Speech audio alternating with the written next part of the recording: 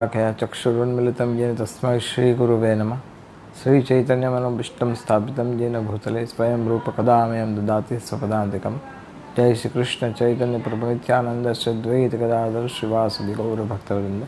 हरे कृष्ण कृष्ण कृष्ण हरे हरे, हरे राम राम राम हरे हरे।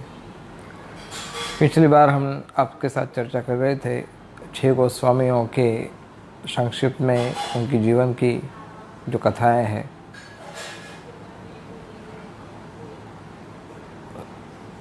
विशेष करके पिछली बार हमने आपसे 6 गोस्वामी अष्टक और 6 गोस्वामी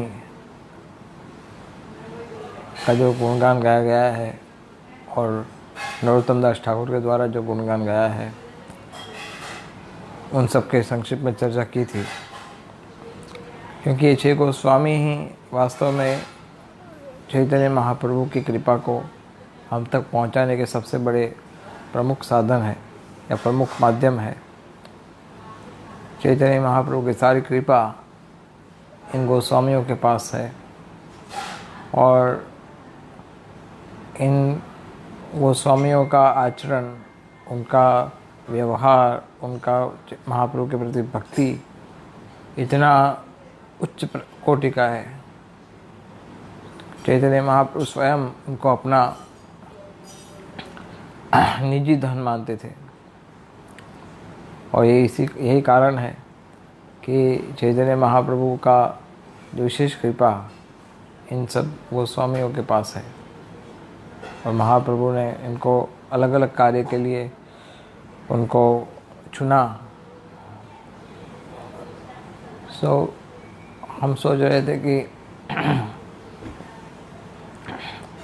रूप गोस्वामी के विषय में पहले हम चर्चा करेंगे आप सबके साथ और आगे फिर बाकी के 5 गोस्वामियों के विषय में सनातन गोस्वामी, रघुनाथ दास गोस्वामी, गोपाल भट्ट गोस्वामी, रघुनाथ भट्ट गोस्वामी, जीव गोस्वामी, इन सब का हम चर्चा करेंगे एक एक करके। वैसे ये आचार्य ऐसे महान है क्योंकि गुणगान अनंत है। विशेष करके रूप गोस्वामी के विषय में श्रील प्रभुपाद जी लिखते हैं कि गौड़ीय भक्त जो है उन सबको रूपानुगा कहा जाता है। विशेष करके हम सब भक्त रूपानुगा, रूप के अनुगामी अर्थात रूप गोस्वामी के चरण चिन्ह पर चलने वाले भक्त। अगर कोई व्यक्ति इन 6 गोस्वामियों के द्वारा बताए गए सिद्धांत का अटल पालन करता है, स्ट्रिक्टली पालन करता है, तो संसार में उसका कोई कुछ नहीं बिगाड़ सकता। उसकी भक्ति को किसी प्रकार का कोई नुकसान नहीं हो सकता, क्योंकि वो भक्त बाद में हिमालय की तरह स्ट्रांग हो जाता है अगर वो सिद्धांतों का पालन करता है। तो एक रूप से देखा जाए तो और किसी प्रकार की कोई योग्यताओं की आवश्यकता नहीं है किसी भक्त को। ज़्यादा अच्छा ज्ञान होना या ज़्यादा त्याग होना या फिर अच्छा संगीत जानना, ये सब चीज़ वास्तव में गौण है।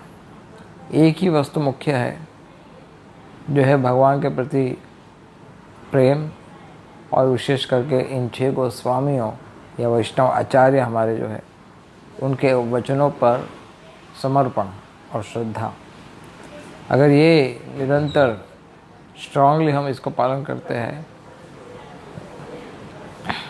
तो हम भी उन्हीं के अनुगामी भक्त के रूप में स्वीकार किए जाएंगे। एक जगह एक लेटर में श्रील प्रभुपाद जी लिख रहे थे कि अगर तुम शुद्ध भक्त नहीं हो, लेकिन आज तुम शुद्ध भक्त नहीं हो, किंतु तुम शुद्ध भक्त के द्वारा बताए गए सभी आदेशों को, उनके शिक्षाओं को चुस्त रूप से पालन करते हो, तो आप भी शुद्ध भक्त ही माने जाएंगे। ऐसा प्रभुपाद है said in one of the letters. The qualification is surrender fully, सब प्रकार से, मन वचन कर्म सब प्रकार से इन गोस्वामियों के चरणों में शरणागति लेना। भक्ति सिद्धांत सरस्वती ठाकुर को जब पूछा गया था, शायद I told you last time, कि भक्ति सिद्धांत सरस्वती ठाकुर को जब वो शरीर त्याग करने वाले थे तो उनके कुछ शिष्य ने उनको पूछा कि महाराज, उनके साथ बैठे हुए थे और भक्ति सिद्धांत सरस्वती महाराज ने इच्छा प्रस्तुत की कि वो अपने मृत शैया पर थे, बस प्राण त्याग करने वाले से कुछ समय में। और भक्तिवेदांत सरस्वती ने कहा कि सब श्री रूप मंजरी पद गाइए, क्योंकि रूप गोस्वामी वास्तव में हमारा सारा भक्ति, हम रूप गोस्वामी के सिद्धांत, उनके बताए गए शिक्षाओं के आधार पर चलते हैं। रूप गोस्वामी ने वैष्णव साहित्य का वर्णन इतना सुंदर रूप से किया है, वैष्णव सिद्धांतों का वर्णन, कि आज तक ऐसा किसी व्यक्ति ने वैष्णव सिद्धांत को प्रस्तावित इतनी अच्छी तरह से कभी नहीं किया। और वो उनकी जो रचनाएं हैं, उन्होंने जो कुछ काव्य बनाए हैं, ग्रंथ बनाए हैं, वो अनपैरेलल, उसकी तुलना कोई नहीं कर सकता। इसका कारण ये भी है क्योंकि स्वयं चैतन्य महाप्रभु ने उनको शक्ति संचारित किया था। चैतन्य महाप्रभु ने देखा कि ये रूप गोस्वामी अपना सब कुछ मेरे चरणों में अर्पण करके सेवा देना चाहते हैं। तो जनरली भगवान का ये स्वभाव है, केवल रूप गोस्वामी ही नहीं, भगवान ये देखते हैं कि जो भक्त अपनी पूरी क्षमता से मेरी सेवा करना चाहता है और प्रयास कर रहा है, तो फिर भगवान उसको शक्ति देते हैं, उसको एम्पावर करते हैं। भगवान को किसी को एम्पावर करना, शक्ति देना, ये कोई मुश्किल कार्य नहीं है। बट भगवान को क्वालिफाइड डिवोटी को ये शक्ति प्रदान करते हैं। और ये क्वालिफिकेशन क्या है कि वो पूर्ण रूप से परंपरा को फॉलो करे और अपनी सभी शक्तियों का, सभी क्षमता का पूरा उपयोग करे भगवान को प्रसन्न करने के लिए, भगवान की सेवा करने के लिए। जब भगवान हमारी इस विनम्रता से, समर्पण से और गंभीर निष्ठा से प्रसन्न होते हैं, तब फिर भगवान हमें शक्ति संचार करते हैं। और फिर हम ऐसे कार्य करते हैं, कर सकते हैं, अगर भगवान की शक्ति संचारित होती है तो, कि जिस कार्य को साधारण मनुष्य नहीं कर सकते। ये संभव हो सकता है हर एक वैष्णव के लिए, लेकिन उसके लिए क्वालिफिकेशन आवश्यक है। कृष्ण शक्ति बिना तार नहीं प्रवर्तन। जब तक कृष्ण की शक्ति, भले थोड़ा बहुत ज़्यादा सबके पास कृष्ण की शक्ति होती है, लेकिन कोई विशेष कार्य करने के लिए विशेष शक्तियों की आवश्यकता होती है। तो वो शक्ति रूप गोस्वामी के पास, जैसे प्रभुपाद जी को भगवान ने संसार भर के कोने कोने में चैतन्य महाप्रभु का जो मिशन है, जो आंदोलन है, जो उनका संदेश है, उसको प्रसार करने का शक्ति दिया था। अगर आप थोड़ा गंभीरता से विचार करके देखोगे, अगर आप चैतन्य महाप्रभु की दया का विचार करोगे, रूप गोस्वामी के सिद्धांतों और उनके ग्रंथों को देखोगे और आप परंपरा को देखोगे, तो आप यह अनुमान लगा पाओगे कि प्रभुपाद जी को कितनी बड़ी शक्ति का संचार दिया था। सच ए बिग अपॉर्चुनिटी, और actually Prabhupada was sent by Krishna, is a man of God, man from Vaikuntha। Prabhupada के लिए ऐसा कहा जाता है। सो इसलिए भगवान का ये सेनापति भक्त प्रभुपाद के रूप में यहाँ प्रकट हुए थे। बट यहाँ पर हम बात कर रहे हैं कि शक्ति संचारित भगवान ने रूप गोस्वामी को की थी, और वो शक्ति विशेष रूप से उनके ग्रंथों के माध्यम से आप देख सकते हो कि क्या क्या संदेश उन्होंने स्थापित किया है। रूप गोस्वामी के विषय में जो प्रणाम मंत्र हम बोलते हैं, उच्चारण करते हैं, वो है श्री चैतन्य मनोभिष्टम स्थापितम। ये न बोलते हैं, जो चैतन्य महाप्रभु के मन की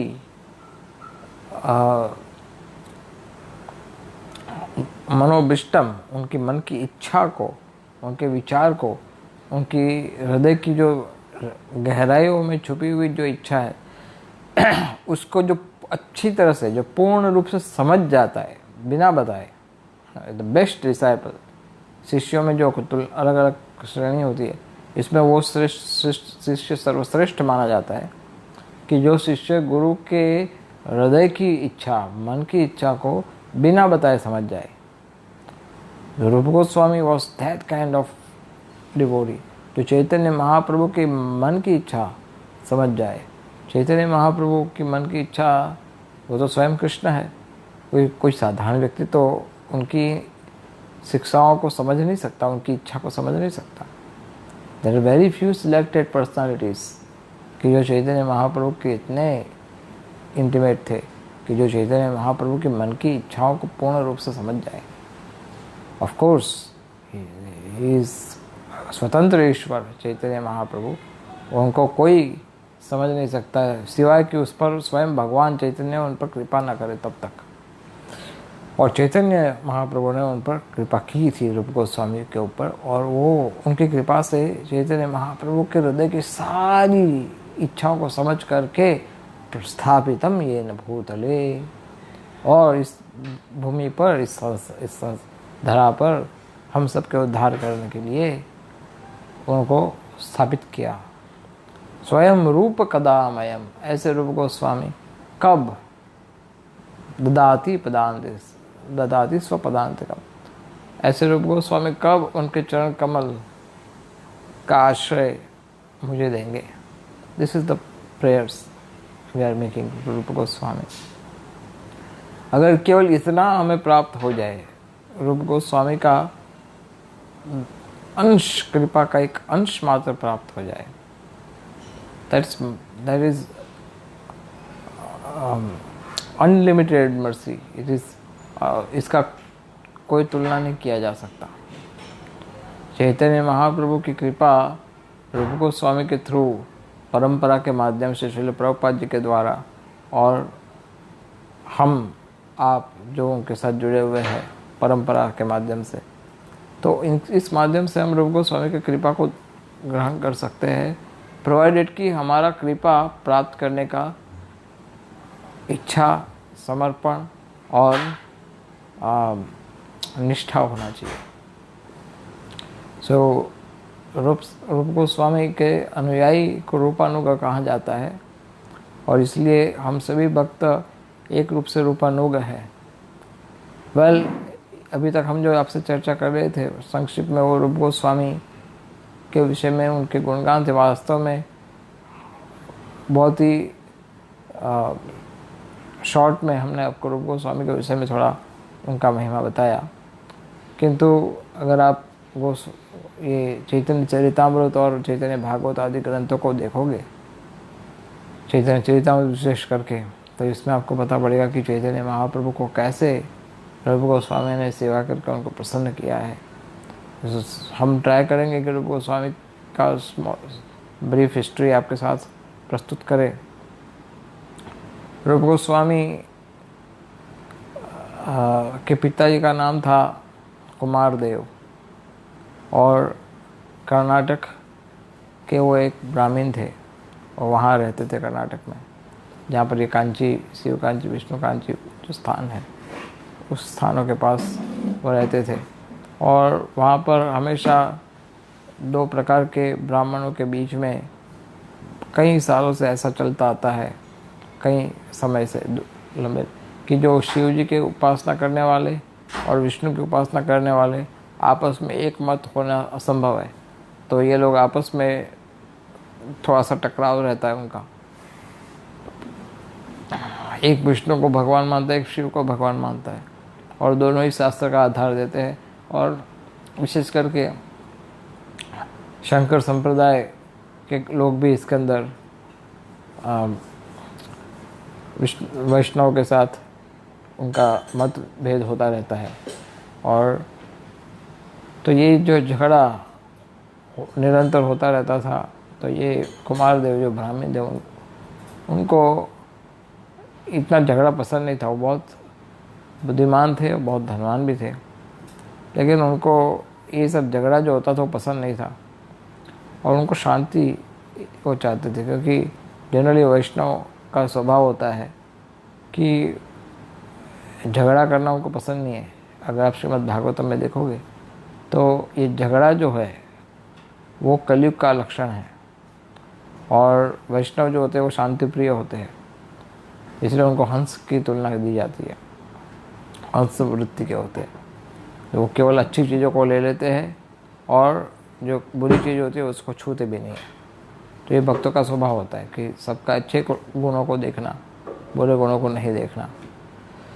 तो कुमार देव, उनके मन में हमेशा ये व्यथा रहती थी कि ये स्थान अब मेरे लिए ठीक नहीं है रहने के लिए, यहाँ पर निरंतर अशांति का वातावरण रहता है। तो उन्होंने सोचा कि उस समय 500 साल पहले नवद्वीप जो था, मायापुर नवद्वीप का, वो बहुत ही फेमस था। जैसे हम पहले आपको बता चुके हैं कि न्यूयॉर्क, जैसे आज का न्यूयॉर्क सबसे फेमस माना जाता है पूरे विश्व में, उस तरह से नवद्वीप पूरे विश्व में फेमस था। स्पेशली एजुकेशन हब था, वहाँ पर पढ़ाई सबसे उत्तम होती थी और वहाँ पर लोग बहुत धनी थे और बहुत ही विकसित उस समय के, और सब प्रकार की सुविधा थी और लोग बहुत सुखी थे और शांति थे वहाँ पर, कोई झगड़ा वगड़ा कुछ नहीं। तो कुमार देव ने ये निर्णय किया कि हम वेस्ट बंगाल में जाकर के रहेंगे शांति से, हमें ये झगड़ा वगड़ा पसंद नहीं है, हम शांति से रहना चाहते हैं। तो कुमार देव अपने परिवार के साथ वहाँ पर चले गए रहने के लिए बंगाल में, और उनके 2 बेटे थे, एक का नाम था अमर देव, दूसरे का नाम था संतोष देव। अमर देव और संतोष देव आगे जाकर के रूप सनातन बने थे। तो अमर देव वास्तव में रूप गोस्वामी का नाम है, अमर, और संतोष तो संतोष सनातन गोस्वामी का। तो अमर और संतोष दोनों का शिक्षा बंगाल में हुआ, बहुत अच्छी उच्च प्रकार की शिक्षा उन्होंने प्राप्त की। बचपन से चैतन्य महाप्रभु के विषय में सुनते आते थे और उनका स्वाभाविक आकर्षण था चैतन्य महाप्रभु के प्रति, लेकिन वो कभी देखा नहीं था, उनको महाप्रभु मिले नहीं थे कभी, और उनका केवल सुना था उनके विषय में। और वो इतने बुद्धिशाली थे कि उनके चेहरे में बहुत तेज था, और उनकी बुद्धि से, उनकी चातुर्य से आसपास के सभी लोग प्रभावित थे। जैसे आजकल कोई बोलते हैं ना टॉपर्स आजकल, एनीवे ऐसा तो कोई तुलना मिलेगा ही नहीं आपको, जैसे रूप गोस्वामी उस समय में थे, पढ़ाई में सबसे नंबर 1, सब प्रकार से आगे। आसपास के लोग भी जानते थे कि ये लड़का बहुत ज़्यादा चतुर है।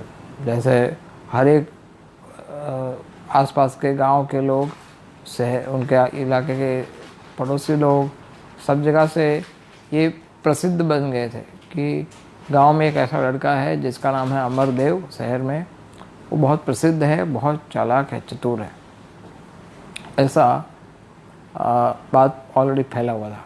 उनका एजुकेशन सब ख़त्म हुआ, वहाँ पर ही थे। उस समय एक घटना बनी थी, वहाँ का जो नवाब था उसका नाम था नवाब हुसैन शाह, और नवाब बड़ा ही क्रूर प्रकृति का था और सब लोग उससे डरते थे, कोई उसको पसंद नहीं करता था। लोग उसके पीछे गालियाँ देते थे, सोचते थे कि कब इससे छुटकारा मिलेगा। तो ये नवाब जो था उसने एक बार ऐसा सोचा कि मैं मेरे पूर्वजों की स्मृति में कुछ ऐसा स्मारक बनाऊं कि वो हमेशा याद रहे और बाद में भी लोग इसको देखते रहे। तो ऐसा कोई महान कार्य मैं करना चाहता हूँ। तो उन्होंने सभा में बताया कि हमें एक ऐसा स्मारक बनाना है हमारे पूर्वज, हमारे जो दादा परदादा है उन सब की स्मृति के लिए।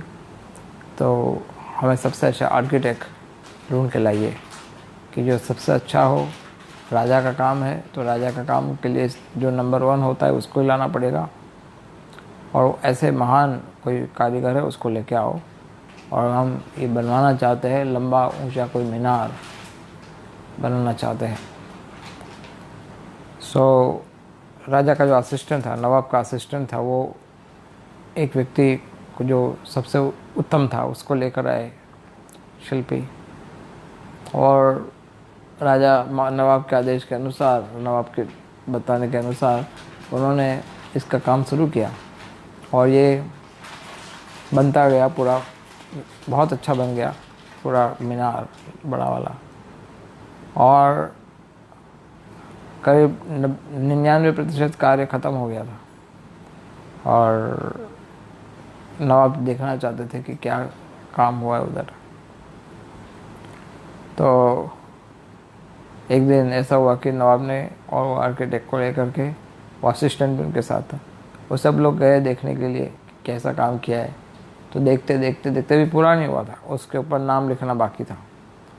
धीरे धीरे देखते देखते देखते देखते सबसे ऊपर पहुंच गए, और नवाब ने कहा कि बहुत सुंदर, तुमने बहुत अच्छा बनाया है, तो ये कारीगरी तुम्हारी बहुत पसंद आई।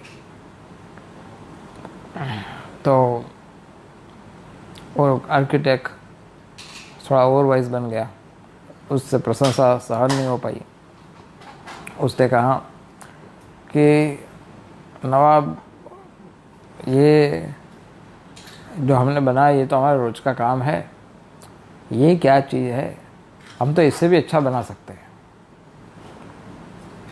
हमारे तो बाएं हाथ का खेल है ये सब का, इतना बड़ा मीनार बनाना, ऐसे आर्किटेक्ट इतना अच्छा शिल्प करना, ये वगैरह, this is our every reading. So बड़ा खुश होकर के छाती तान करके बोलने लगा कि इसमें अपनी अपनी खुद की प्रशंसा करने लगा, मैं तो ये ऐसे ही कर सकता हूँ, इससे भी अच्छा बना सकता हूँ, ऐसा उसने बोल दिया। तो ये नवाब था, उसने कुछ नहीं बोला, क्रूर तो था ही पहले से, और वो आर्किटेक्ट को पता नहीं था कि किससे बात कर रहा है, ये नवाब से बात कर रहा है, और वो भी छत पे जाकर के बोल रहा है कि ऐसा इससे भी ज़्यादा अच्छा मैं बना सकता हूँ। तो नवाब ने कुछ नहीं किया, उसको उसकी ओर मुड़ करके देखा, और ऊपर से सीधा धक्का मार दिया, वो सीधा गया नीचे। हाँ, तुरंत सब लोग देखते रह गए। हाँ, ख़त्म। हाँ, उनका जो असिस्टेंट था, वो असिस्टेंट तो देख ही रहा था कि बाप रे बाप, इतना क्रूर, सीधा मार ही डाला उसको, ख़त्म ही कर डाला, कुछ नहीं, कोई वार्निंग कुछ नहीं, सीधा मर्डर, सीधा फांसी, मृत्युदंड। तो और वहाँ पर काम बाकी था। तो क्यों किया था ऐसा? राजा नवाब ऐसा सोच रहा था कि भाई, मैं जो चाहता हूँ कि मेरे जैसा मीनार या स्मारक दूसरा कोई ना बना सके। ऐसे पहले के समय में ऐसा होता था कि जब ये बड़े बड़े स्मारक बनते थे, जैसे ताजमहल है आदि, तो ये बनते थे तब तक वो कारीगरों को अच्छा सा रखा जाता था।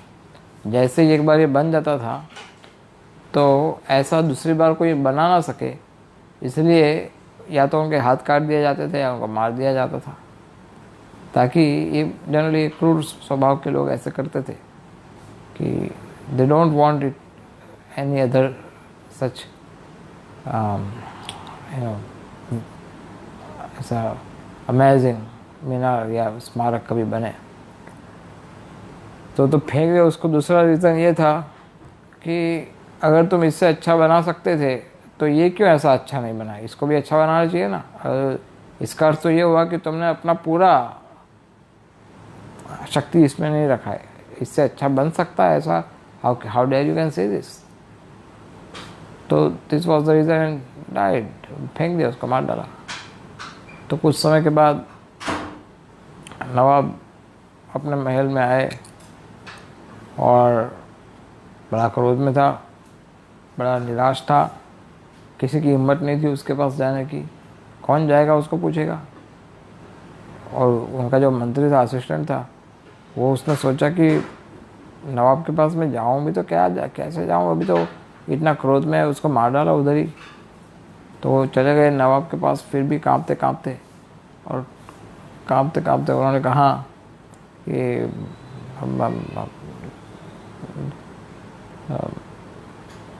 नवाब जी, ये आपने इसको ये स्मारक अधूरा, नवाब पूरा सुना ही नहीं। नवाब ने तुरंत चिल्ला कर बोला, चले जाओ यहाँ से, किसी से मुझे बात नहीं करनी, हट जाओ यहाँ से, छोड़ दो अकेला मुझे। तो वो सुबह उसको डांट दिया था।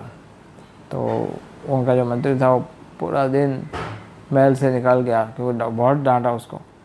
तो वहाँ से निकलते निकलते पूरा दिन घूमता घूमता घूमता सड़कों पर घूम रहा था। उसको लग रहा था कि अब तो कुछ नहीं हो सकता। उसको रिजेक्ट ही कर दिया था, बोले तुम यू आर डिसमिस्ड, छोड़ दो। आजकल कुछ तानाशाही लोग होते हैं ना ऐसे, अपने खुद अपने व्यक्ति अपना खुद का आदमी होता है, उसको ऐसे ही मार देते बिना किसी रीज़न के, है ना। कुछ देशों में ऐसा आज भी होता है कि वहाँ पर अपना ही आदमी होता है, उसको छोटी सी गलती के लिए उसको ख़त्म कर दिया जाता है। सो वो I don't want to name that country, but ऐसा न्यूज़ में आता है, न्यूज़ मीडिया में आप पढ़ते हो। सो इन दिस वे उसको तो निकाल दिया था, और वो सोच रहा था, सोचते सोचते अमरदेव पर उसकी नज़र पड़ी। अमरदेव उधर से गुजर रहा था, और ये सोचा कि इसके विषय में तो मैंने बहुत सुना है, ये व्यक्ति तो बड़ा चतुर है, लड़का है, जवान लड़का है, लेकिन इसको पूछना देखना पड़ेगा क्या है कुछ। तो वो दुखी तो थे ही ऑलरेडी। तो अमरदेव को कहा, सुनिए, हाँ बताइए, आप अमरदेव है ना? हाँ। बोले आप कौन है? बोले मैं राजा का, नवाब का पर्सनल असिस्टेंट हूँ, और मैं बहुत दुखी हूँ। तो ऐसा क्या हो गया, आप क्यों दुखी है? तो उन्होंने कहा कि सारी घटना बताई, ऐसा ऐसा हुआ था, और सुबह मैं नवाब के पास था, और नवाब ने मुझे बहुत डांटा और मुझे निकाल दिया।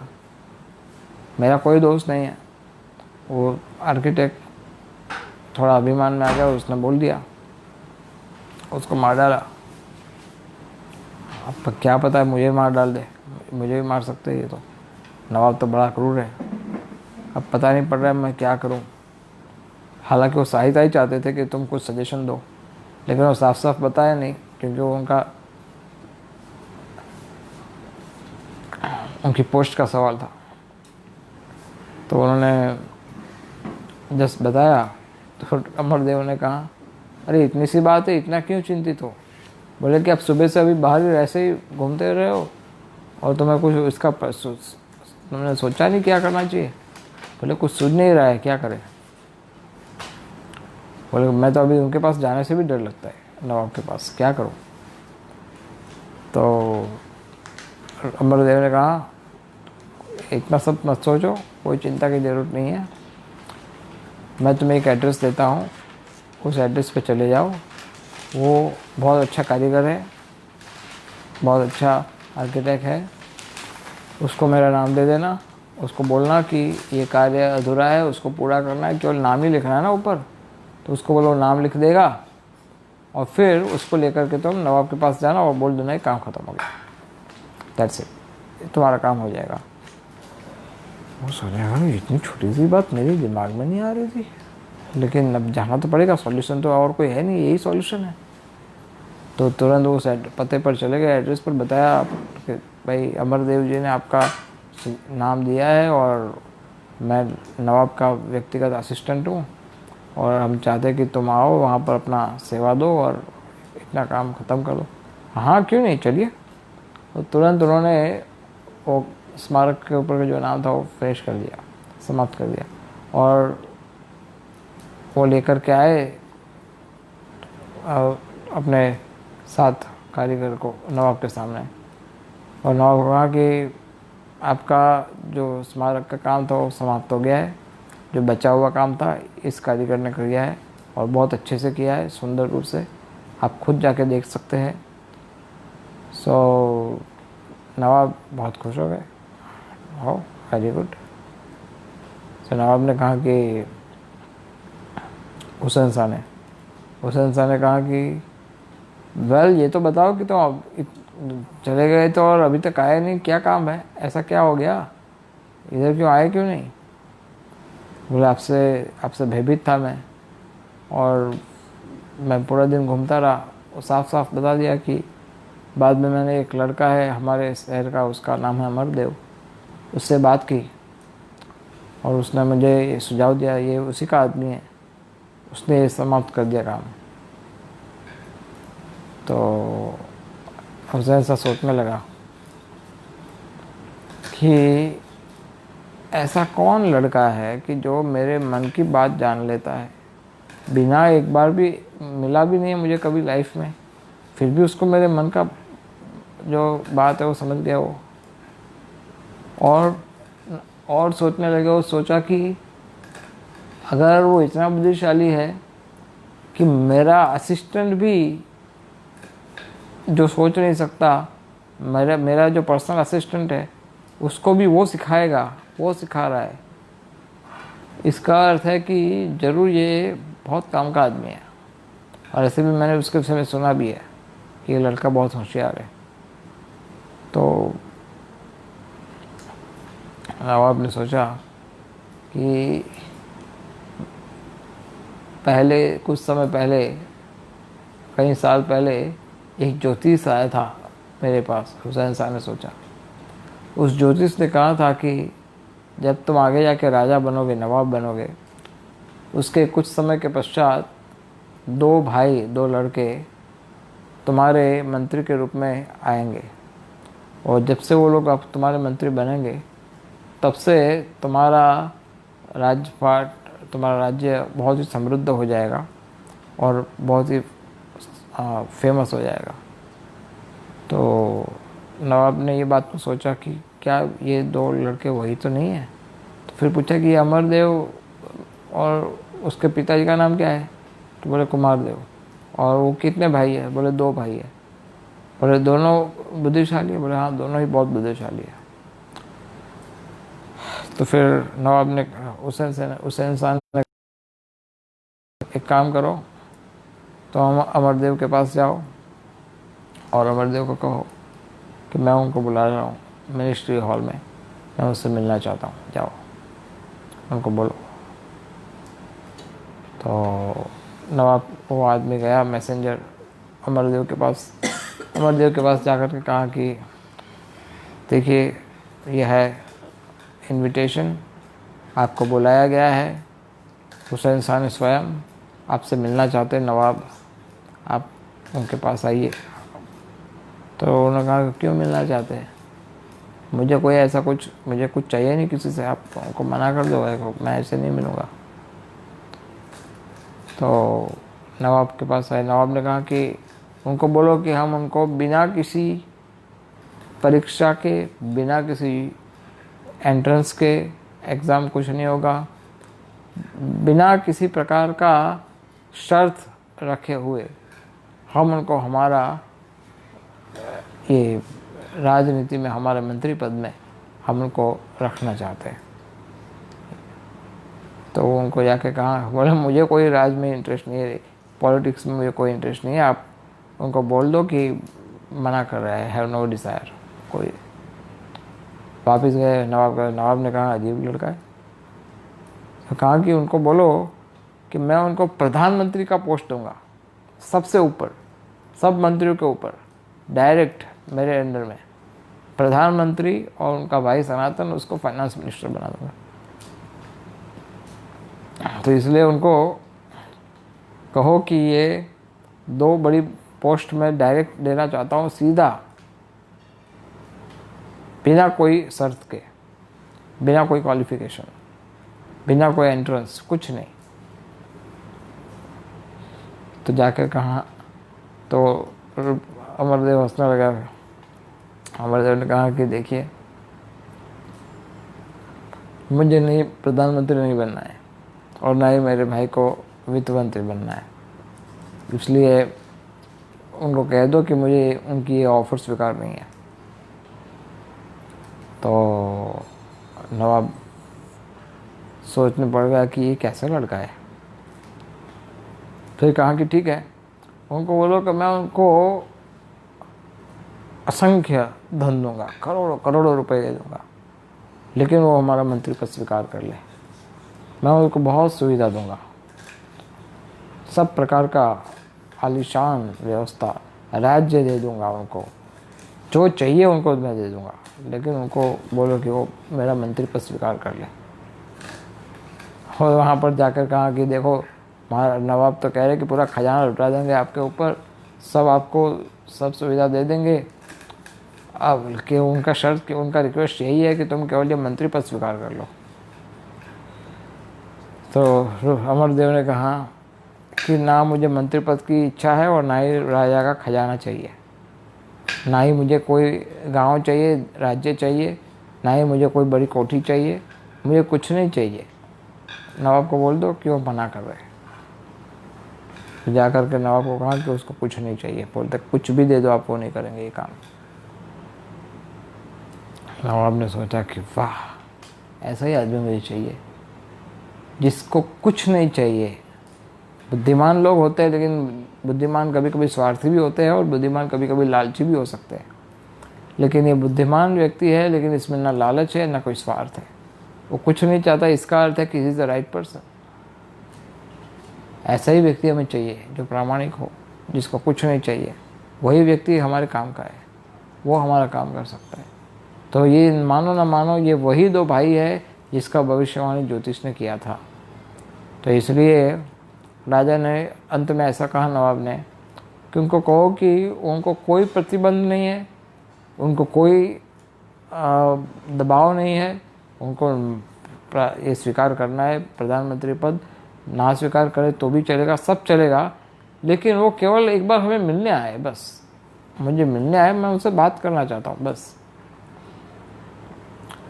तो फिर नवाब ने ऐसा कहा तो अमरदेव ने कहा ठीक है, मैं उनको मिल लूँगा, आप चिंता मत करो, मैं आ जाऊँगा उनको मिलने के लिए।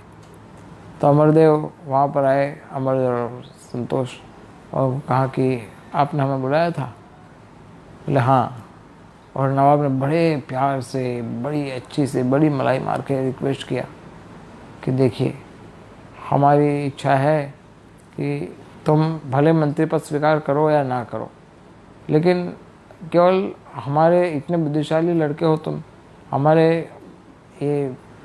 जो दरबार है उसमें केवल बैठो बस, और कुछ नहीं। हमें आपकी बड़ी सहायता की आवश्यकता है, आप हमारे साथ रहेंगे तो हमें बड़ा हौसला मिलेगा, हमें बड़ा अच्छा लगेगा। इतना अब मना मत करना, ये मेरी विनती है आपसे। ऐसा करके बड़ा उन्होंने विनय किया कि आप प्लीज़ एक्सेप्ट कर लीजिए मेरी रिक्वेस्ट को। तो अमरदेव और संतोष देव उन्होंने कहा कि ठीक है, अगर आपका इतना इच्छा है तो हम आपकी बात को मान लेते हैं। तो बोले मैं आपको मेरे बड़ा इच्छा है कि तुम प्रधानमंत्री और एक वित्त मंत्री बने। ठीक है, लेकिन उन्होंने कहा कि मैं मुस्लिम राजा हूँ और हमारे यहाँ पर इस प्रकार से काम करता है कोई व्यक्ति तो उसका नाम बदल दिया जाता है, तो मैं आप लोग का नाम बदल लूँगा समाज के लिए। तुम्हारा रूप गोस्वामी का नाम होगा दबीर खास, और सनातन गोस्वामी अमरदेव का नाम होगा दबीर खास, और संतोष देव का नाम होगा साकर मलिक। और आप दोनों आज से मेरा पूरा जिम्मेदारी राज्य का तुम संभालोगे। तो इस तरह से उनको एक्सेप्ट किया नवाब को, हुसैन शाह को, ये दोनों भाइयों ने। और वहाँ पर रह कर के वो लोग राजपाट में उनको सहयोग देने लगे। लेकिन उनका मन जो था वो निरंतर चैतन्य महाप्रभु के विषय में सोचते रहते, निरंतर। उनको ये बाद में समाचार भी प्राप्त हुआ था कि चैतन्य महाप्रभु ने संन्यास धारण किया है। सो संन्यास के बाद जगन्नाथपुरी में रहे थे वो चैतन्य महाप्रभु, ये सब उनको पता पड़ा था।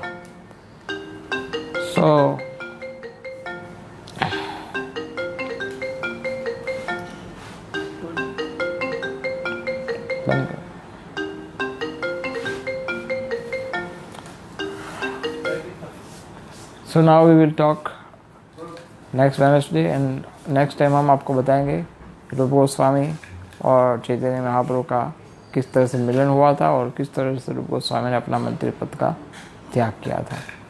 So in short we are trying to give the small history of Roop Goswami का संक्षिप्त हिस्ट्री आपके साथ चर्चा करेंगे और फिर सनातन गोस्वामी के विषय में आपसे चर्चा करेंगे। So thank you very much. हरे कृष्णा।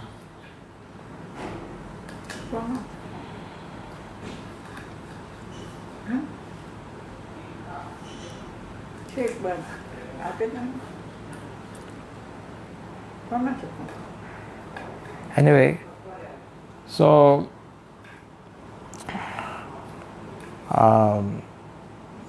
जिन भक्तों को किसी प्रकार का कोई क्वेश्चन है, क्वेश्चन आप अपने कमेंट्स में लिख सकते हो, और जो व्यक्तिगत रूप से मुझसे बात करना चाहते हैं वो लोग मुझे मैसेज के रूप में या ईमेल भेज सकते हैं। They can ask my email address also. Thank you. Hare Krishna.